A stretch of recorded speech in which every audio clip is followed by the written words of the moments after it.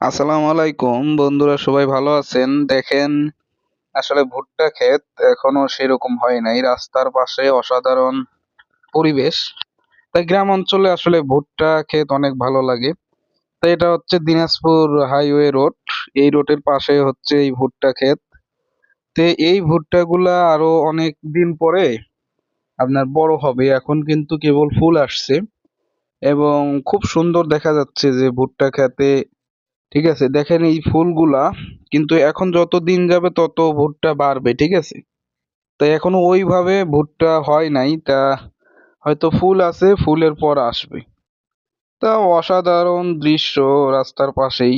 এই যে দেখেন, এটা হলো মেইন রোড, তার পাশেই কিন্তু এই হচ্ছে ভুট্টা ক্ষেত। ঠিক আছে, তা এই যে ওই পাশেও রয়েছে। তো এই পাশের গুলা আমি দেখাচ্ছি।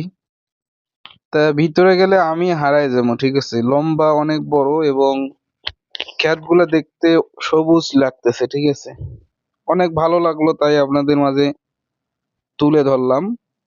তা দেখেন, এটা কিন্তু ফুল রয়েছে। ঠিক আছে, এখনো ভুট্টা ধরে নাই, তাহলে আর কিছুদিন পরে হবে। তো অবশ্যই বন্ধুরা আমাদের এই ইউটিউব চ্যানেলটি সাবস্ক্রাইব করবেন এবং পাশে থাকবেন।